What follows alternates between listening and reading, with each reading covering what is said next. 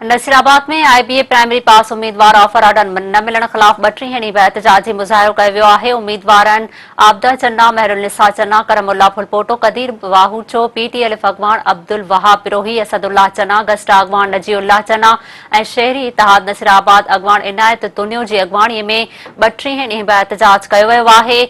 PhD पास उम्मीदवारनि चयो आहे त मेरिट ते पास थियल ज़िले कमेटी तरफ़ां रिकमेंड कयल उस्ताद ई एहतजाजनि ते आहिनि। सभई बहाना आहिनि।